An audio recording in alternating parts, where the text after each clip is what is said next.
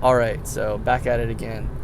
And I made my happy video, and now we're going to make the sad video, basically. No, it's not going to be a sad video, but there are some sad parts in it, I guess. But anyway, so, living by myself in my apartment in Reno, post-divorce, and getting through 2014, and go to see my family, tell them about the girl that I like, who's way too young for me and I shouldn't be involved with. And I'm hoping and hoping and hoping that all this stuff happens and all this stuff works out, blah, blah, blah. And, and blah, blah, blah. And come back and then have Christmas, and actually spent some Christmas time with her and her family, which was pretty cool. But it always felt wrong, you know how that is when you do something and it just feels wrong. You just know you want it to be right, but it just doesn't feel right. You want it to be right, but it doesn't feel right. That is hard. That is really hard. And that's just how it is. That's just how it is sometimes. So, there you go. But that happened, and then soon after I realized, this definitely isn't the way I should go. This isn't what I should be doing. I should not be talking to you. Lucia, that was the girl who I was talking to, Lucia. She was pretty cool. She's pretty cool, but she was pretty crazy too sometimes. She'd lose it. She was hardcore liberal, and I went back and forth. But anyway, she was cool until she wasn't. Anyway, so life goes on, and I met a really cool friend named Jaden, who I'm still friends with from Canada. Met her on Instagram. Met a really cool girl named Sky, who I am kind of still friends with. We just don't talk that much, we just don't really talk like we used to at all. But anyway, blah blah blah. Things are happening, and then I end up meeting this girl named Giselle. I had this moment, right? This mind-blowing moment at work. And I see this really cute girl come in, and I'm like, oh my gosh, this girl is freaking cute. I really like this girl. And she comes in, and she's a little weird. I'm like, I like that. I can do weird. I can deal with weird. I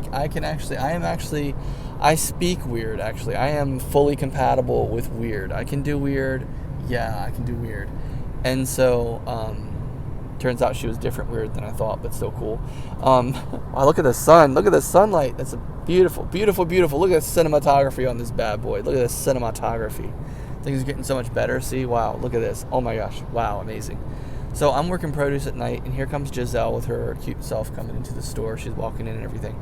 And I'm like, dang, this girl is so cute. I'm just like, I want to talk to this girl. But I don't necessarily have the confidence. I don't really have the belief in myself. She's cute. You know what I'm saying? She's cute. She's like attractive cute. Like the guys would say hot, right? Not my terminology, but still. She was hot. And but at the same time, she was like cool and normal, and like I said, a little bit weird. So she was normal. You know what I'm saying? I can't get over that sunlight. Look at that. Look how beautiful that is. Look how beautiful that is. That is just amazing. Wow. Amazing. And getting ready to go over the Bay Bridge. Might get some more of that too in the meantime. Sunlight and thing. Might get some more.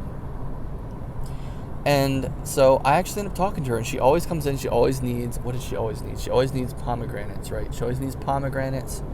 She always needed whatever. I forget, like it was like broccoli or avocados or something like kale. Kale. She always needed kale, right? Always needed more kale. And I'm like, oh my gosh, chick, you're crazy. And so I always have to go in the back and find her more stuff and get her whatever she needs and bring it back to her. And eventually we start talking, and eventually, I can't remember how it happened, but I ended up getting her number. And eventually we started talking, and we started hanging out. And I'll never forget the first time we ever hung out. And I got into her car, and I was just like overwhelmed with this feeling, and she kind of like was super giddy and giggly, and she like felt the same way and like really liked me and stuff, and was just like giggly, and she's like, oh my gosh, Justin, I'm so glad you're here, and things like that. And I was like, what the heck is going on? This is blowing my mind. Like, this is way surreal, crazy surreal. And then unfortunately, I kind of find out that from my ex-wife, actually, who actually worked with Giselle. What? Mind blown right in half. And this is after me and Kate, my ex, were actually kind of cool and kind of talking, and things were like, all right, she's like, dude, Giselle is crazy. Like, she's crazy. I can't believe you're talking to her. Like, she's crazy. Like you're talking to her. Like, she's like, she's crazy. And I was like, okay. Turns out Giselle has a freaking boyfriend, and she doesn't mind talking to me. So in other words, she's a player. And I'm like, oh my gosh, why? Why? Joe Biden. Why? You're nervous, man. You're nervous. Why? Anyway, some people might get that joke. But, it's so crazy how people are, and I'm one of those, I have been one of those people before as well. People get with their rules and their mindsets and their thoughts and their beliefs, and they're like, oh, well, I just feel this way about this, therefore I can do this. I am okay with this, therefore I do this. And it's like, yeah, but didn't you ever think that that might not be a good thing? Hello. And so anyway, here we are talking, and she's like with this dude, and I'm like, oh my gosh, what am I doing? This is wrong. I shouldn't do this. How devaluing, right? But she was so cute. And oh my gosh. Fun, too much fun, infectious fun, blah, blah, blah, blah, blah, blah. Once again, not right, blah, blah, blah, blah, blah, blah. And, sorry for the static here. Staticky going over the Bay Bridge. Hundreds and hundreds of thousands of feet in the air. Basically, not that much, but... no. But, so we talk, and then I kind of get to that point where I'm like, yeah, I don't know. But then I also got to this point where I was hanging out with Mike and Tiffany still, having a good time, going to the river with them, hanging out, just doing fun stuff, hanging out with my dude Carlos, hanging out with all my dudes, all my friends, right, having a great time. And then I had done that for a while, and it was getting into the summertime a little bit, and I started to feel this feeling. And it kind of came up out of nowhere, and it said, you've had a lot of fun, haven't you?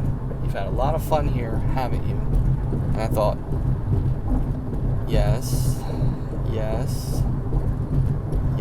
I have.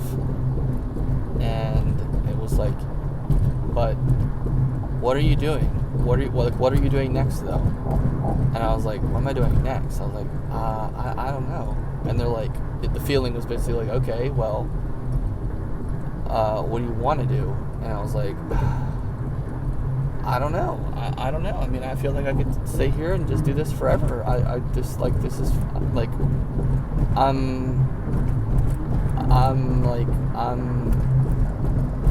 this is not bad. You know what I mean? This is not bad at all.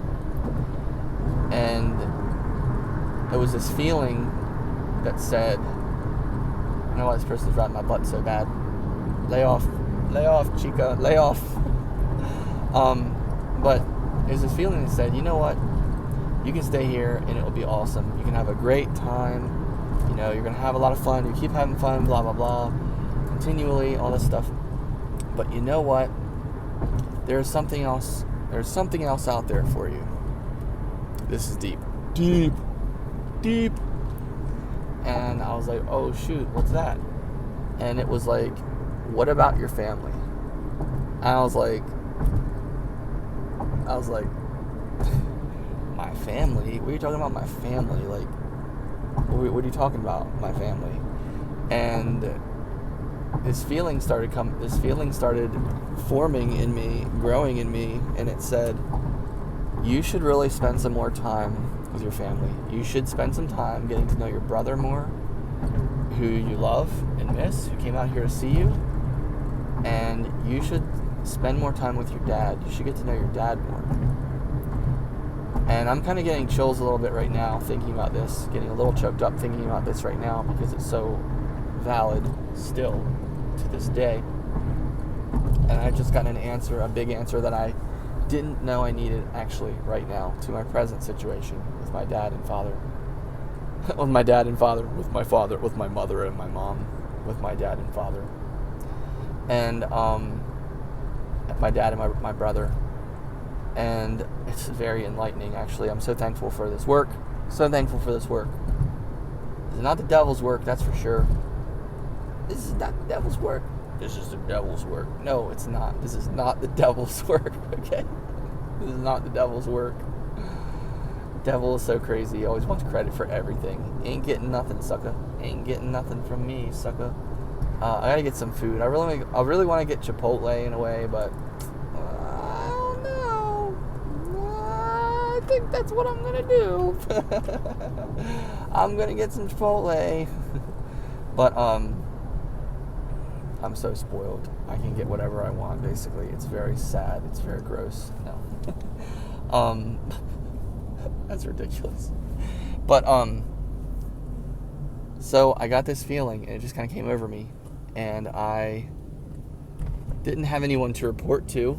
You know, I wasn't married anymore. I wasn't confined to her anymore. I was free. Confined. I wasn't confined to her. Like, listen to that language. I wasn't confined anymore. It's all-encompassingly confined. And so I just talked to my friend Mike, and I was basically like, dude, so I've been thinking, man. He's like, yeah? And I was like, dude, I kind of want to, you know, I was kind of thinking about, moving back to Maryland, dude. And, trying to get closer to my dad and my brother and, some others. But basically, because I want to get closer to my dad and brother. And he was like, well, man, you know, he's like, we're going to miss you, man. We're going to miss you, but, he's like, dude, I'm not going to stand in your way. You know, I mean, of course not, right? But I'm telling you, that's the kind of love that I had with this guy, and I still have with him. I just have to catch up with him and talk to him more, but we're brothers. Brothers through thick and thin. It's insane. We got to talk more, but still. Chipotle's closed. Son of a gun! Chipotle is closed. Oh well, that's fine. McDonald's looks closed. What the? McDonald's closed? What? No, they're not. They're not closed. They're open. Okay, good. There is life. Life goes on. Okay, life continues. This is hilarious. This is a hilarious video to me in this moment. And so I'm just like, dog, Mike, I'm going to move back to Maryland. And I just kind of thought about it for a while. I was just kind of came out of nowhere. I was like, you know, I'm not kind of thinking I could stay here. I could go. I feel free either way. Free, do what I want, any old time. Free. Free, you know? And I was like, all right. Well, this is crazy. What is this? I've never been about this life. This is wild life. I'm out here. I'm free. I'm a free man. I'm a wild man. I'm a free wild man. I can literally go wherever I want. I could move all the way back to Maryland if I wanted to. And I don't know. Part of me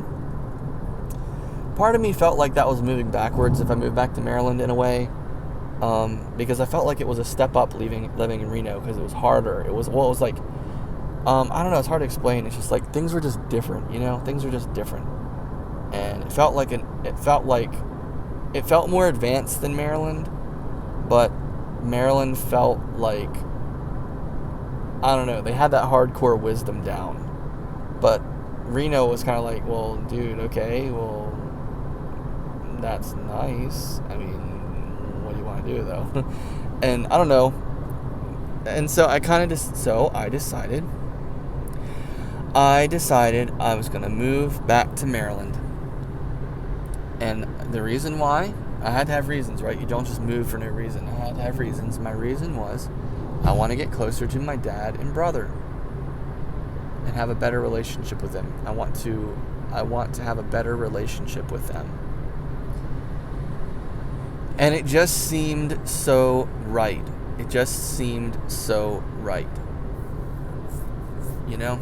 And it was so sad this was happening, but so here comes the transition. I moved out of my apartment I actually got all my stuff together, condensed it down. I didn't have a lot of stuff really. I had enough stuff I could put in my little car, my little hatchback Ford Focus, and take it across the country to Maryland.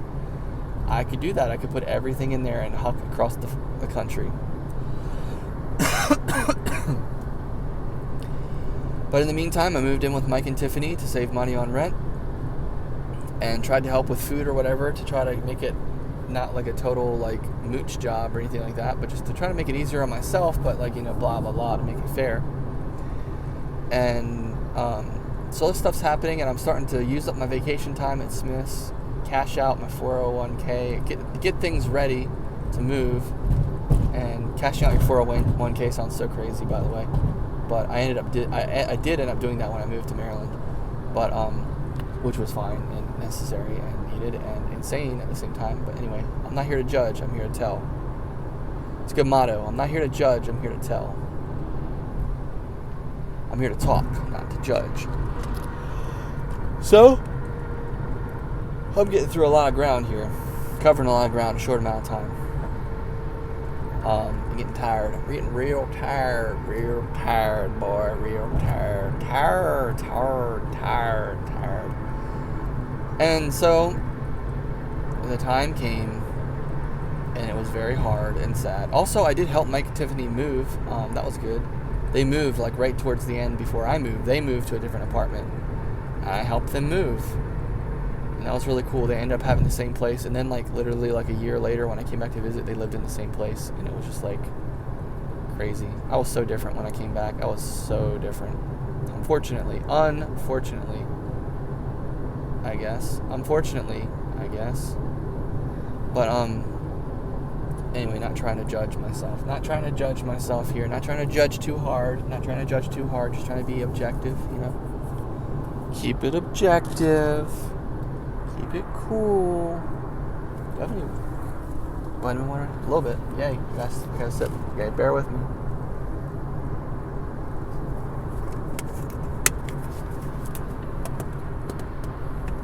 Okay.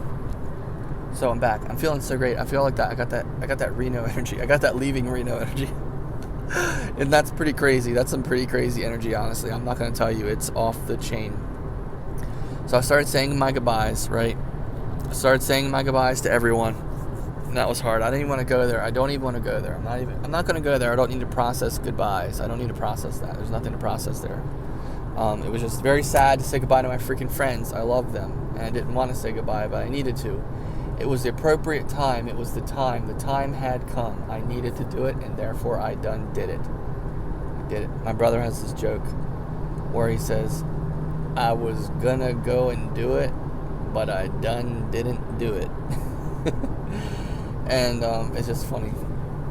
But me and him had such a fun time. So what happened was, I flew my brother again out to Reno, one-way ticket, and got all my stuff together, and he and I drove back to Maryland. So I had a buddy. I wasn't alone. Not doing it alone. Didn't need to do it alone, right? You don't need to do things alone, right? Lesson I should remember in life. You don't need to do things alone. Seriously. And so that's what I did. And he and I drove across the entire country. And bam, broke down in Nebraska. Just like that. So funny. A crazy time. We camped out by the river. All kinds of stuff was crazy. I had money. I was running out of money to get the car fixed. I had to borrow a little bit of money from Brian, my brother, to get the car fixed. Get back on the road. My parents paid for a hotel for a night or two. And then blah, blah, blah. We got on the road. I think we probably lied a little bit so we wouldn't. So they wouldn't have to keep buying us a hotel room.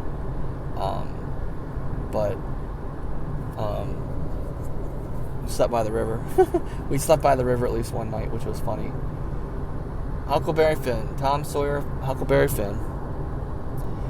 And we drive all the way back home to Maryland. We finally get back home to Maryland. Here I am with this big old burly beard and this, the light is in my eyes. I am awake. I am enlightened now. I am enlightened. Like, I'm not the same Justin that left, to say the least. I am no longer with Kate. I am a free man. I have been smoking the the reefer. Meaning that I was a different person. I had become a different person. Ooh, what was that? Water bottle. Destroyed. Totally destroyed. Destroyed that water bottle so hard it shot up in the air and pieces flew off of it. Destroyed. The only way to say the word destroy is to put a real accent on it and say destroyed. That's destroyed. You just got destroyed. Don't mind me.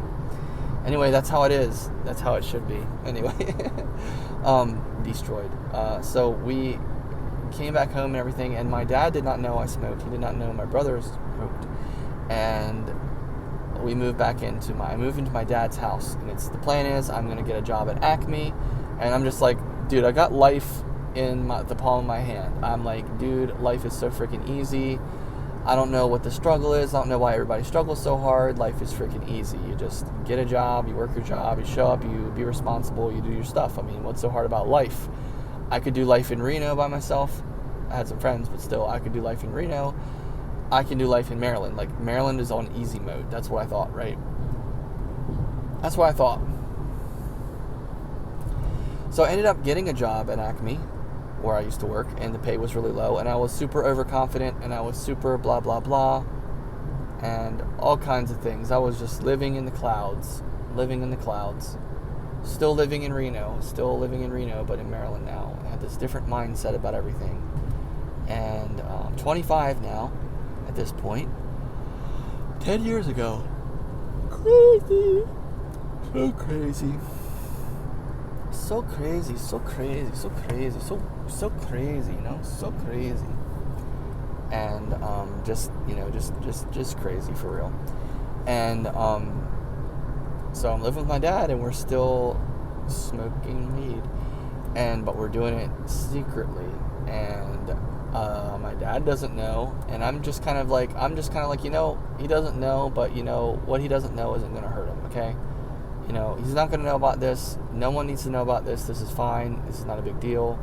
I don't need to tell anybody, but it's like, this is not a big deal. This is just life. Like, give me a break. Like, we're here. We're free. We're going to do what we want. We're going to be fine. We're not going to cause any problems. Everything's going to be fine. There's no need to worry. Well, me and my brother started feeling a little cooped up in the house and feeling a little bit like with the parents. And our younger brother, not like he was bad, nothing against our younger brother at all, but just feeling a little cooped up, feeling a little bit too much. And so we're like, okay, so we had to figure out what to do. We didn't have enough money to like move into our own place or anything like that, but not at all at the time. No, we didn't. But so what do? I had cashed out my 401k. This is so stupid in retrospect, but I actually have so much love and mercy for myself right now. I'm so glad about it. And this is so fun to tell because it was so fun to live, actually, at the time. So we go to the store and we buy a bunch of lumber, and we end up making a fort in the woods. And it was our hangout spot. It was our place. It was our home away from home. It was where we would go to hang out. It was where we would hang out to get away from home. And everybody needs that. I could even see that in my dad. I could kind of feel that. I can feel it now, maybe not then, but I could recognize that he, on some level, knows that it's important to get away from home sometimes when you're growing up, when you're young, because you get too cooped up and it gets too crazy, and you gotta have your own space, and you need your own independence and all this kind of stuff, right? And it was never meant to be for me to live at my dad's house forever anyway when I moved back. It was all temporary. I had just gotten there, basically. Just gotten there. But here we are, we need some space. We need to have some fun. We need to be able to live, right? You got to be able to live. That's what it all boils down to. You got to be able to live. And so, that's what we were doing. So we built this fort in the woods, and we called it the Portal. And we got all crazy in there, and we would go in there and smoke weed. And listen to music, and make jokes, and laugh our tails off, and get high as a kite, basically. We would get high as we would get spaceshipped. That was one of our friends' terms later on, spaceshipped. And had so much fun, blah, blah, blah. And burned way too many brain cells, to say the least, sadly. Very sadly. But anyway, we had fun. That's the point. We had fun, and we got away, and we had our own place. Well, we got a little bit careless and a little bit too comfortable, and we left dishes out there, right? And one day, while I was at work, my stepmom goes out there to get the dishes that we just leave out there, and she sees all of our stuff that we left there, because we didn't think twice about hiding anything, because we never thought that anyone would go out there. We didn't think there was any reason for anyone to go out there, go looking around or anything like that. We didn't have any reason to suspect why anyone should suspect anything of us. We had no suspicions of anyone else's suspicions. So we felt everything was fine. Well, we left things in pretty much plain sight, stupidly. And my stepmom found it, and she lost it. She freaked out and lost it.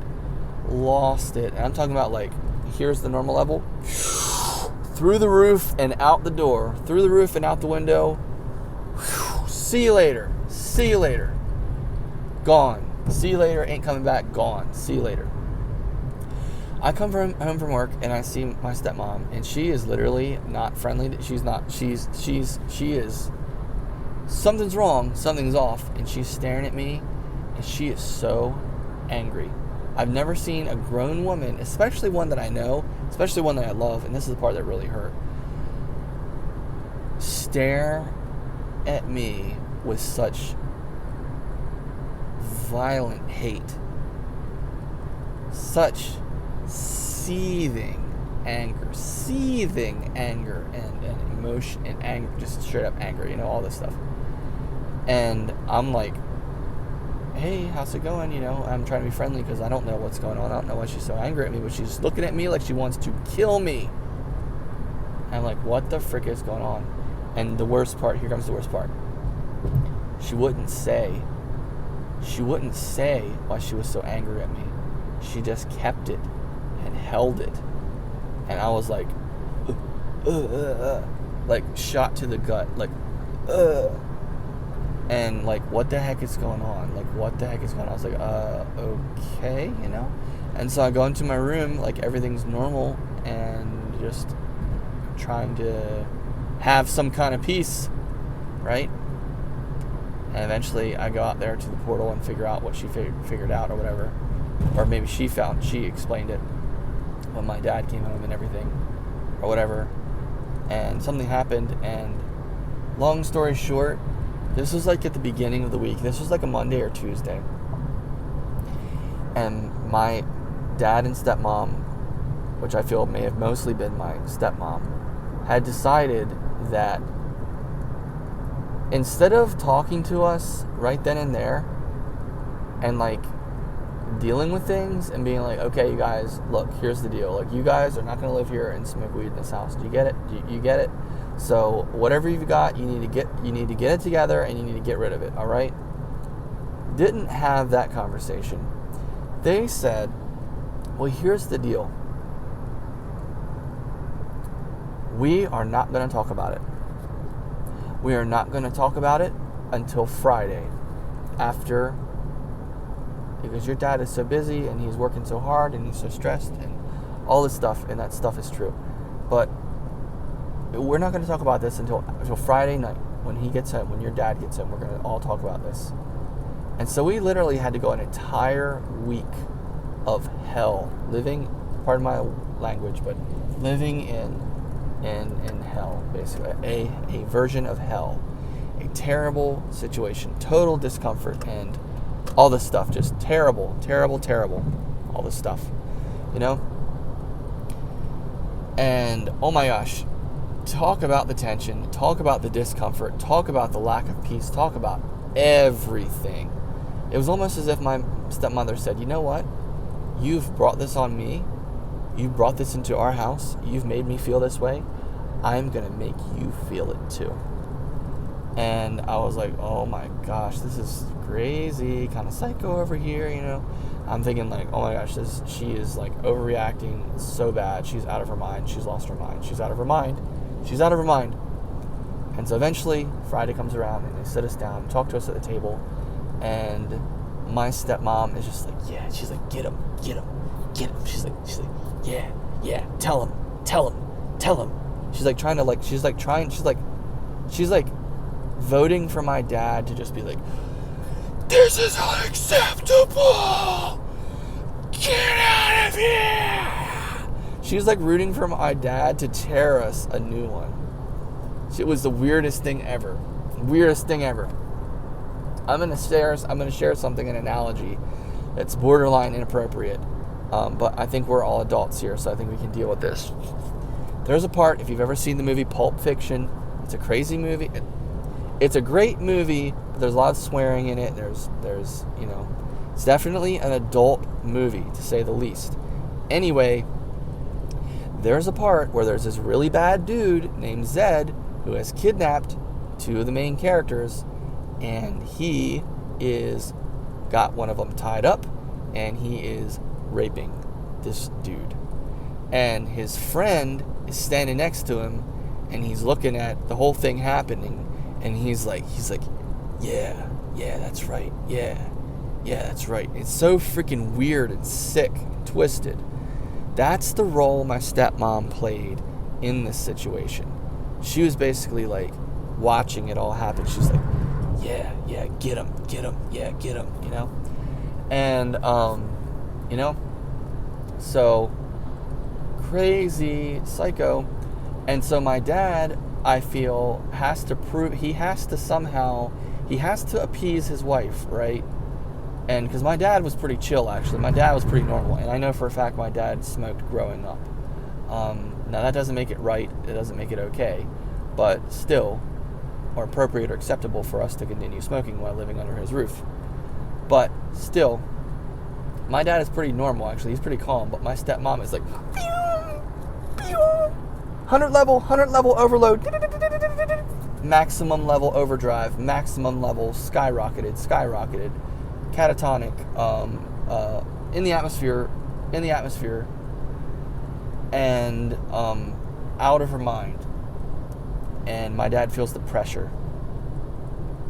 And so from what I could tell, this is a really crazy moment because it really confused me, because I didn't know what to make of it. It confused me. This moment really confused me. And it was actually kind of traumatizing.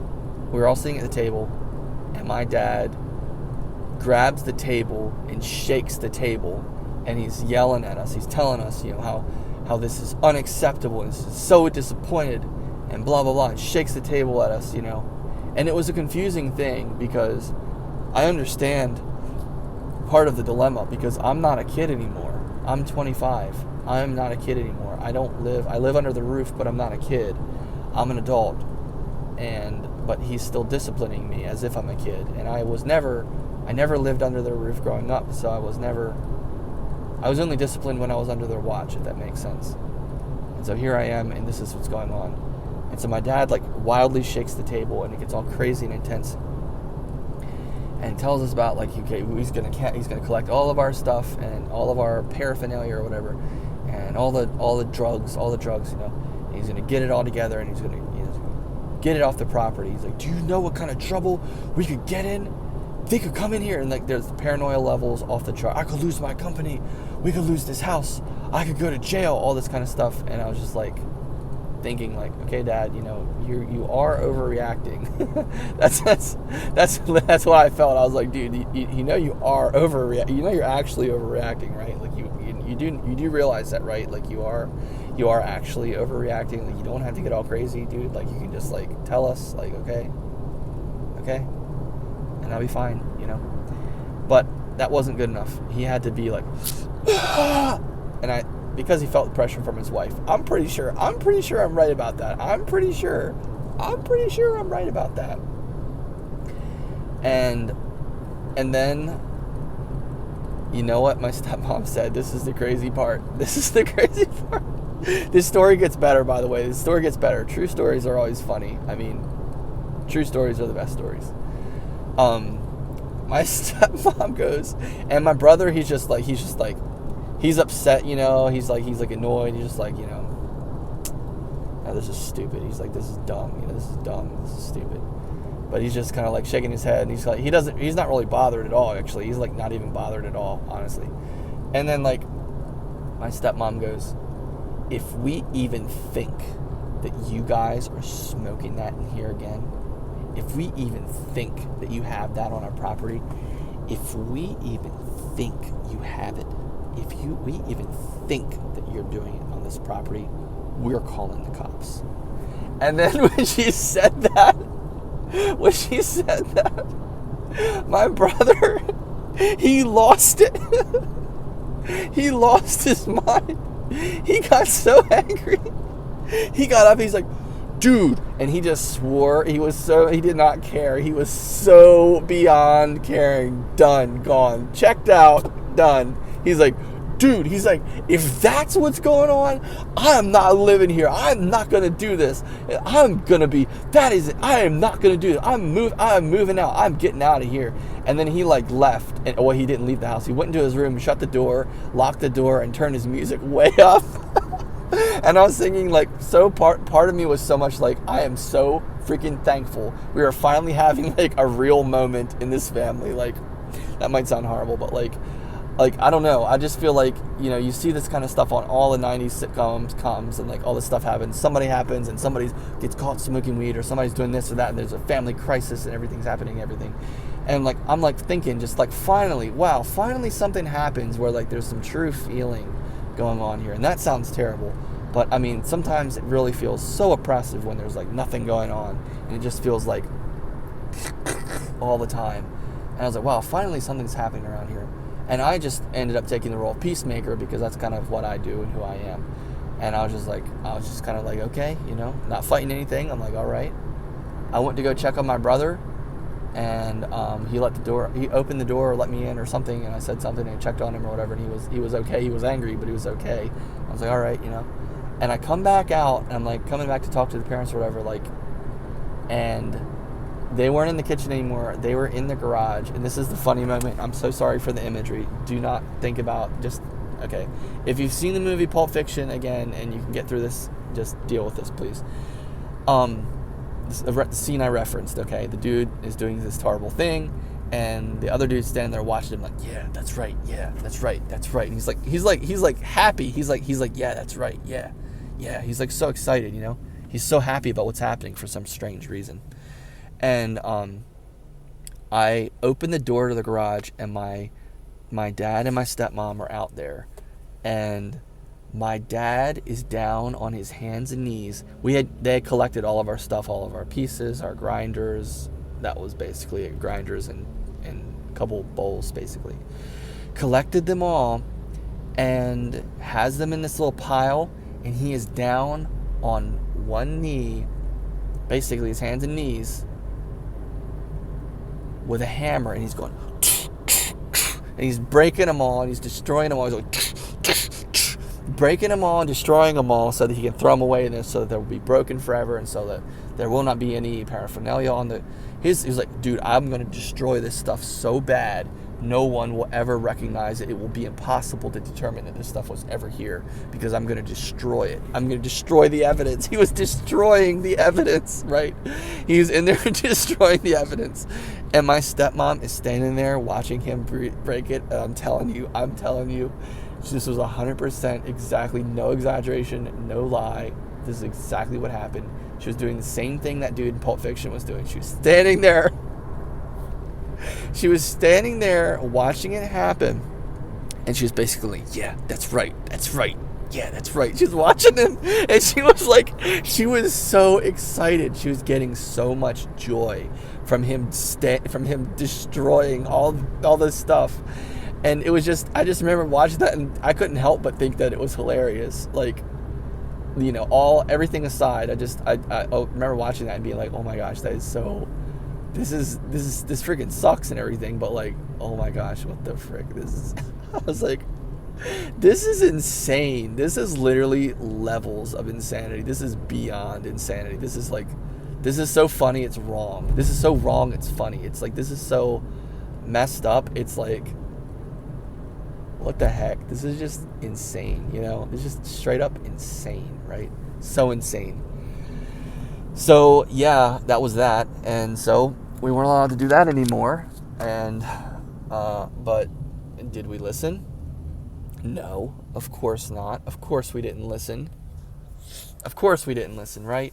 And that's when things kind of, I don't want to say like things got bad, but like that's what happened. And then so we started doing it anyway. So this time now we started sneaking it. And now we felt like outlaws. Now we felt like,